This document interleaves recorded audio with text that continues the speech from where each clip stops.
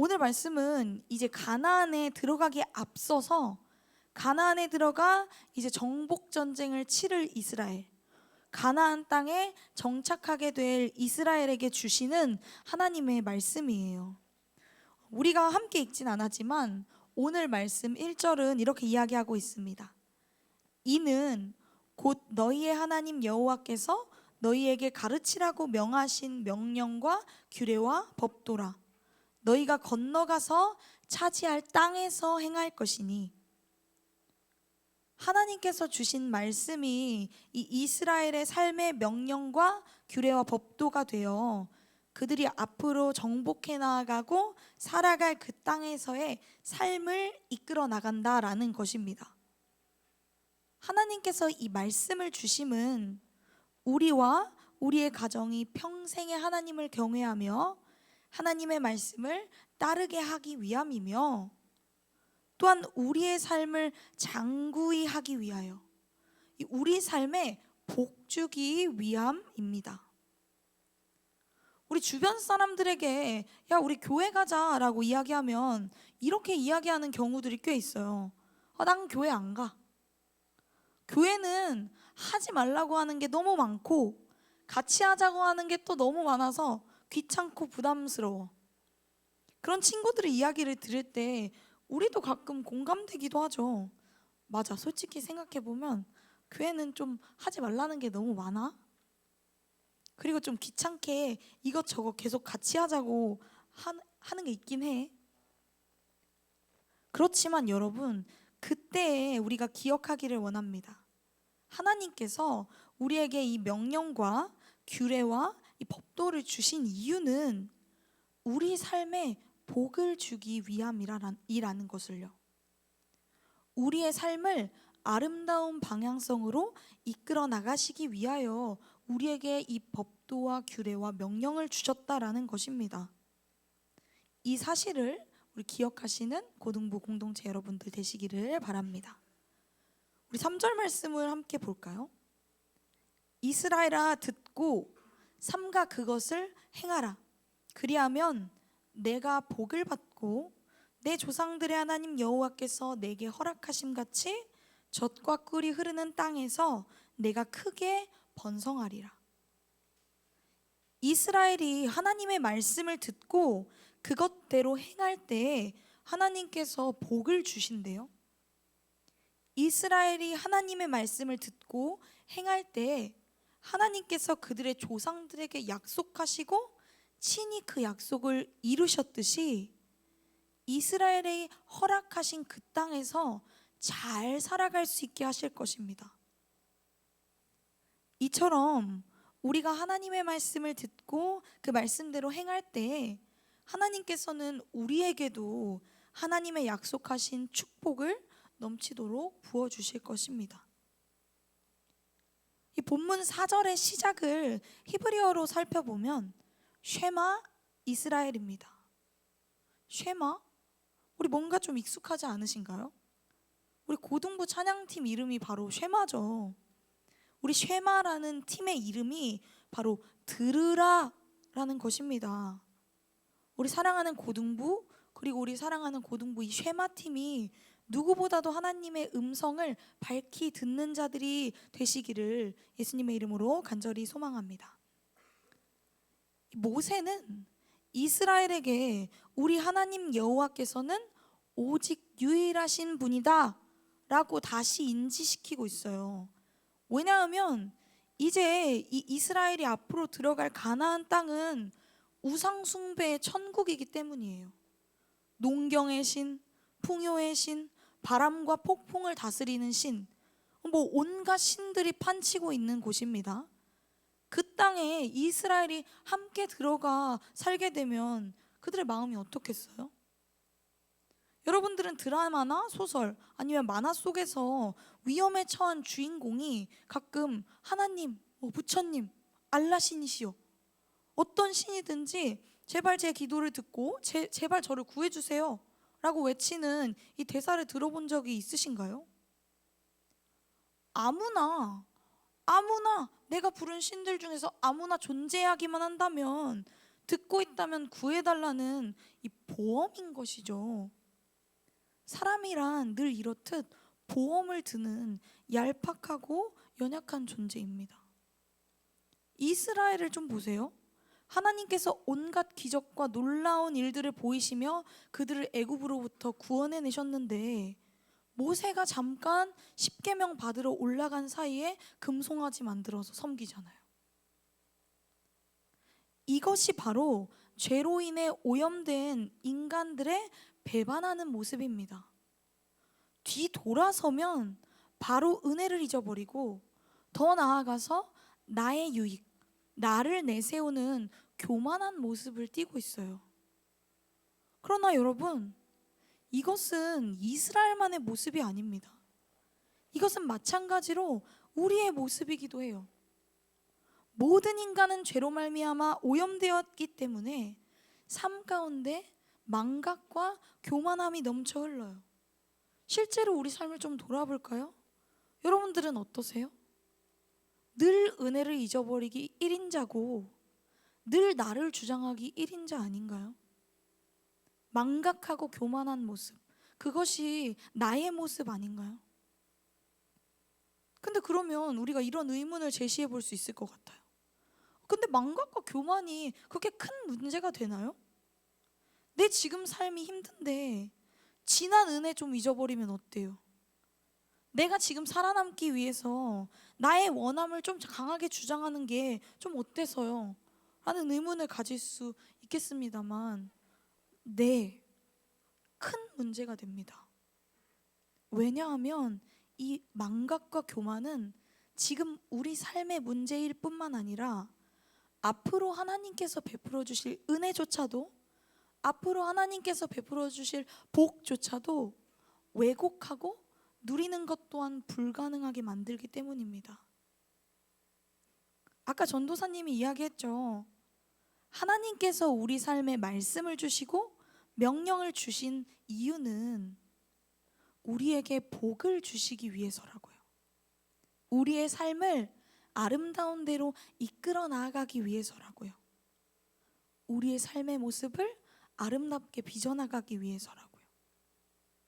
그런데 하나님께서 우리를 사랑하시는 분, 하나님께서 우리 삶에 복 주기를 원하시는 분이라는 것을 잊어버릴 때에 우리는 하나님을 불합리한 분이라고 생각하게 됩니다. 하나님이 나의 삶에 베풀어 주신 은혜를 망각하게 될 때에 하나님은 내 삶에 아무것도 해주지 않으시면서 시키시는 건 많으신 분이 됩니다. 하나님이나 다른 것이나 동일하게 최후의 보험과 같이 여기면서 마지막 순간에야 간신히 붙잡게 되는 것입니다. 그렇기에 모세는 이야기합니다. 우리 하나님 여호와는 오직 유일한 여호와이시니, 우리 하나님은 오직 유일하게 존재하시는 분이시라는 것을 말이죠. 우리가 아무리 다른 것을 붙잡아 봤자, 아무리 다른 데에 빌어봤자 그것은 그냥 허상일 뿐이고 무를 찾고 무에 비는 것임을 분명하게 이야기하는 것입니다. 사랑하는 여러분, 우리가 하나님만이 유일하신 분, 유일하신 우리의 소망임을 기억하시기를 바랍니다. 자, 여러분들, 이제 이스라엘은 가나안 땅에 입성할 것입니다. 가나안에 들어가고 그리고 정복 전쟁을 치르고 그 안에 뿌리를 내리고 번성하게 될 거예요. 이 모습이 마치 우리의 모습 같지 않나요? 우리들은 세상 가운데로 들어가 세상의 흐름과 전쟁을 치르고 그 안에서 뿌리를 내리고 번성해 나가야 할 것입니다. 우리는 우리끼리만 뭉치는 것이 아니라 결국 다시 세상의 빛과 소금의 역할을 감당하기 위해 들어가 그곳에서 하나님의 백성으로서의 삶을 살아갈 것이에요. 하나님께서는 그런 우리가 어떤 무기를 들고 그 전쟁터 가운데 나아가야 할지를 말씀해 주고 계십니다. 5절 말씀이에요. 너는 마음을 다하고 뜻을 다하고 힘을 다하여 내 하나님 여호와를 사랑하라. 하나님 여호와를 사랑하는 것. 여러분, 이것이 바로 이 세상이라는 가나안에 들어가 그곳을 딛고 서게 될 우리의 강력한 무기입니다. 그곳에서 세상의 흐름에 휩쓸려 내려가지 않기 위해서, 세상에 물드는 것이 아니라 우리의 색을 지켜나가기 위해서 우리가 붙들어야 할 것은 바로 온 마음과 정성을 다하여서 하나님을 사랑하는 것입니다. 어려서부터 저희 부모님은 굉장히 강하셨어요. 목사님이시기도 하시고 워낙에 신앙에 열심이셨기 때문에 강압적이셨어요. 그래서 부모님이 말씀하시는 대로 모든 주일 예배, 수요 예배, 금요 예배, 때로는 새벽 예배까지 이렇게 강제로 드려야 했습니다. 그러나 여러분, 그 부모님의 강함이 저희에게 언제까지 먹혔을까요? 강함으로 대응할 수 있는 것은 어느 때까지입니다. 그래서 전도사님은 20살만 돼봐라, 나는 법정 미성년자가 지나는 순간 이 집과 교회를 뜬다 라는 마음을 가지고 평생을 살았어요. 그러나 제가 하나님의 사랑을 느끼게 되고 부모님의 그런 모습이 우리를 사랑하는 사랑에서 비롯된 것임을 깨닫게 된 순간 저의 마음이 바뀌었습니다. 하나님을 사랑하게 된 순간 강압과 같이 느껴졌던 그 모든 예배들이 기쁨과 감사함이 되었어요. 하나님의 법이 나를 올가매고 끌어내리는 족쇄가 아니라 나를 하나님과 동행하게 하기 위함이라는 것을 깨닫게 되었습니다. 하나님의 말씀이 나의 삶의 가장 강력한 울타리가 되어 나를 복된 길로 인도하기 위함이라는 것을 깨닫게 되었어요. 이 어둡고 혼탁한 세상, 콩 심은데 콩이 나지 않고 팥 심은데 팥이 나지 않는 이 망가진 세상 가운데서 바른 길을 걷게 하는, 풍성하게 하는 방법임을 알게 되었습니다. 우리 여러분들 복 받는 삶 살고 싶으신가요? 풍성한 삶을 살고 싶으세요? 하나님을 사랑하는 것이 바로 복을 받는, 복의 근원이신 하나님께 복을 받는 비결이었습니다. 여러분, 너무 간단하지 않아요? 세상에 이런 분이 어디 있어요? 이런 썰이 있었습니다. 이 크리스찬 며느리가 제사 드리는 집안에 시집을 갔어요. 시부모님께 제사를 없앱시다 하고 강력하게 주장했더니 제사를 없앴다가 우리 조상이 노하면 어떻게 하냐는 말을 들었답니다. 그랬더니 그럼 우리 그 조상을 퇴마하시죠 라고 했다고 해요. 제사 좀 안 드린다고 후손한테 해코지하는 게 악귀지 조상이냐고요. 그런데 그렇지 않나요? 이 세상의 신은요, 자꾸 자기들한테 내놓으라고 합니다. 재물을 들여서 그들의 화를 달래주지 않으면 폭풍을 일으키고, 재물을 들여서 그들을 기쁘게 만들면 비가 내립니다. 그들의 기분을 달래주어야 하는 것? 그게 무슨 신이에요? 그러나 우리 하나님, 오직 유일하신 여호와 하나님께서는 우리에게 그저 마음과 뜻과 힘을 다해 사랑하라고 하십니다. 하나님을 사랑하고 그 사랑하는 마음으로 경외하라고 하세요. 우리가 하나님을 배반한 죄인이었을 때부터 감히 피조물로서 하나님을 바라볼 수 없는 존재들임에도 불구하고 우리를 자녀 삼아 주시기 위해 이 독생자 아들을 내어주시고 우리의 아버지가 되어주신 분입니다. 그런데 그분을 우리가 사랑하는 마음으로 경외하면 우리에게 복 주시기 위해서 주신 말씀을 듣고 따르면 거기에 또 복을 주신다고 합니다.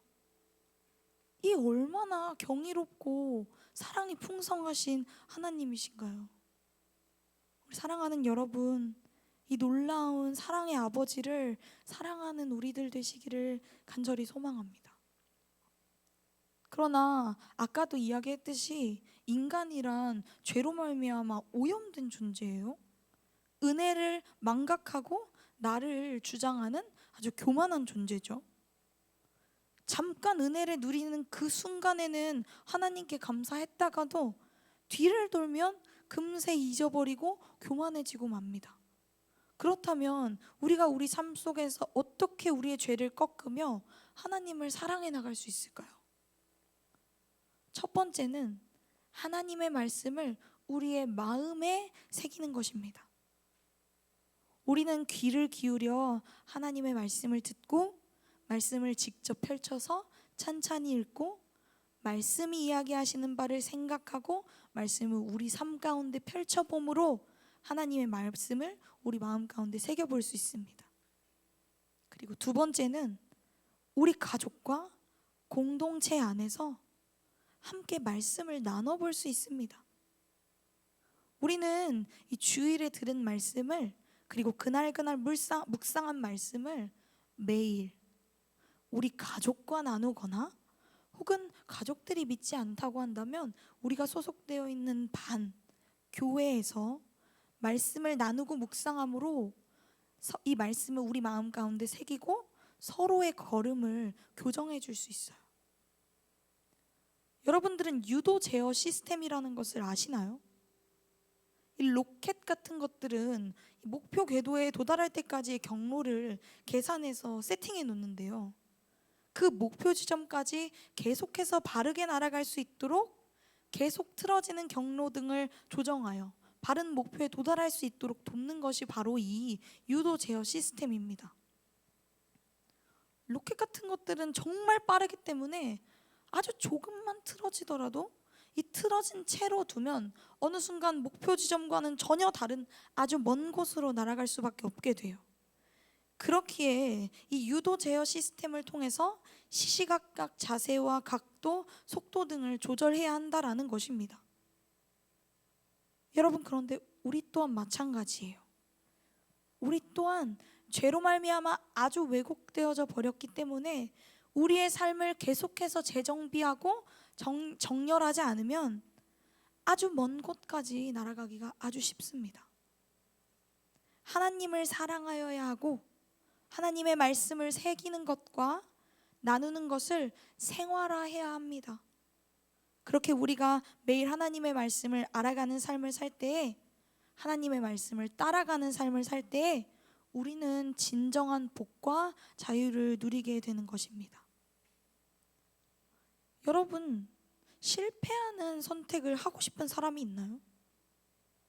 우리 조금이라도 더 실패 확률이 적은 선택을 하고 싶잖아요. 더 최선의 선택을 하고 싶잖아요. 사람들은 그렇기에 뭐가 더 좋은 선택일까 하고 점을 보기도 하고 타로를 보기도 하고 물을 떠다 놓고 빌기도 하죠. 그러나 여러분, 진정한 자유는 우리가 말씀에 따라 삶의 큰 가이드라인을 그리고 그 말씀을 따라 삶의 모든 걸음을 걸어갈 때에 넘쳐납니다. 하나님 안에 있는 자들에게는 결코 실패란 없기 때문입니다. 하나님 안에 있는 자들은 결코 망하지 않습니다. 그런데 여러분, 이 망함과 실패를 오해하지 않았으면 해요. 때로 우리 삶 가운데서 실패한 것처럼 느껴질 때도 있고 망한 것처럼 느껴질 때도 있습니다.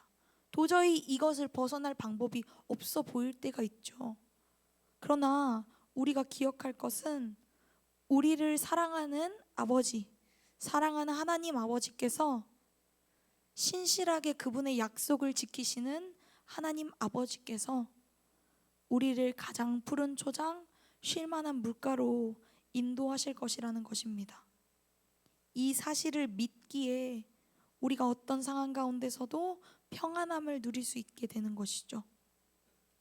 어떤 상황 속에서도 평안함과 기쁨과 감사함을 누리는 것, 이것이 참 진정으로 복 있는 자의 삶입니다. 사랑하는 여러분, 우리의 삶이 참 녹록지 않죠. 신앙생활을 도와주기만 해도 지키기가 힘든 판인데 세상은 자꾸 우리에게 다른 것들을 이야기합니다. 자꾸 우리를 은혜로부터 떨어지게 만들고 너를 주장해, 네가 원하는 걸 해, 네가 정답이야 라고 이야기합니다. 그리고 다람쥐 쳇바퀴 돌듯이 세상을 따라 살지 않으면, 세상의 물결을 타지 않으면 너는 망할 거라고 이야기합니다. 그렇기에 우리가 오늘의 말씀을 기억하고 붙들어야 하는 것입니다. 우리에게 거짓을 말하는 세상에 대항하여 나는 나를 인도하시는 선한 목자와 함께이기에 푸른 초장 쉴만한 곳에 이를 것임을, 내가 사망의 골짜기를 걷고 있을지라도 해를 두려워하지 않음은 주께서 나와 함께 하심임을, 내가 주님의 말씀을 따라 살아갈 때 언제나 나를 지키시고 나의 발을 가장 아름다운 데로 이끄실 것임을 선포하며 나아가야 하는 것입니다. 우리 사랑하는 고등부 공동체 여러분, 우리 오늘의 말씀을 붙잡는 공동체가 됩시다. 우리 유일하신 하나님만을 마음과 뜻과 힘을 다하여 사랑하는 공동체가 됩시다. 우리가 은혜를 잊고 교만하게 살아가고 싶을 때마다 말씀으로 우리의 삶을 교정하는 그 말씀의 가이드라인 안에서 참 자유와 복을 누리는 믿음의 공동체들 되시기를 예수 그리스도의 이름으로 간절히 소망합니다.